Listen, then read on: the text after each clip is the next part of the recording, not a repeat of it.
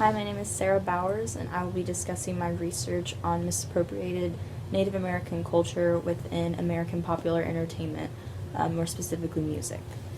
When discussing cultural misappropriation, which is displaying actions from a culture in which is not one's own, especially without showing any understanding or respect of the culture within American pop entertainment, this is nothing new among American entertainment and can be seen and applied to many cultures across the globe, not just Native Americans.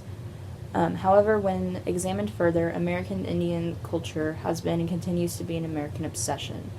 Because Native American culture has been misinterpreted by Americans for so long, this misappropriation can unfortunately be considered a part of American culture. Discussing the inaccurate and often inappropriate ways in which American Indians are portrayed and discussed in American pop culture, as well as educating people about true Native American culture, is one of the only ways to decrease the amount of misappropriation happening in today's entertainment industry.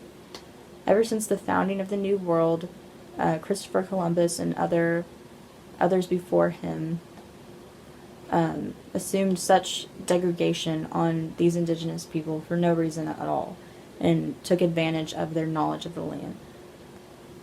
This unrecognized form of racial antipathy, which is a strong opposition or disliking towards a certain race within American history, continues to go unrecognized by the average uneducated American within the entertainment industry. Because this isolation and inaccurate representation of American Indian culture in American music and entertainment often goes unrecognized, it is socially fascinating to learn true Native American culture and see all of this entertainment from the opposite end. Many features are actually similar when comparing the oppression of African Americans or any other culture for that matter to American Indians within American history. The blackface minstrelsy contained characters referred to as blackface, which were white musicians traveling to mimic African Americans and mock them, are comparable to savages in old Western films where Native Americans were portrayed as unsophisticated raiders who attacked the founders of America. With the evolution and recognition of respect among people of other culture and races, it would be simply unacceptable for any other culture to let this slide and let this be a part of American culture, so to speak. Yet somehow it goes unrecognized by Americans when people dress up and play Indian, which is act and portray oneself as a Native American when one is not.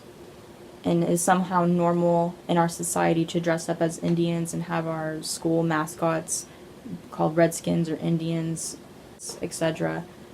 Similarly, singing red face, which pertains to Native American music, is where individuals who are not Native American try to act Native through music and song. This can be seen in the musical Annie Get Your Gun. Annie Oakley goes through an Indian ritual in order to become Indian.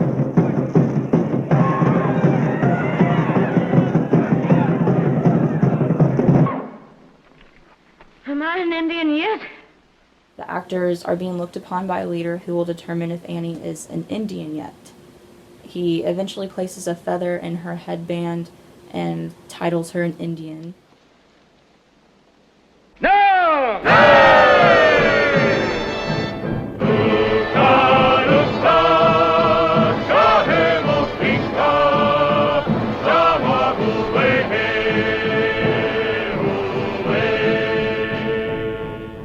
Like the Chippewa, Iroquois, Omaha, like those Indians, I'm an Indian too. A Sioux, a Sioux.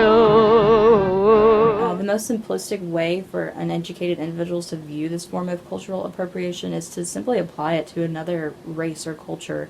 If any other race or culture were portrayed in this kind of way, it would more than likely be banned and cause an uproar among said culture or race.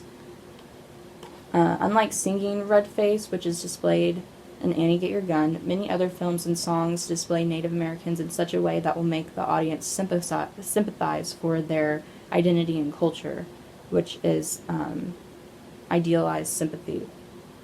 This can be viewed as a step towards recognizing the history of Native Americans and showing empathy towards how their ancestors were treated among the discovery of the New World. However, most Americans using this in film or music unintentionally bash Native American culture and make Native Americans feel bad about who they are.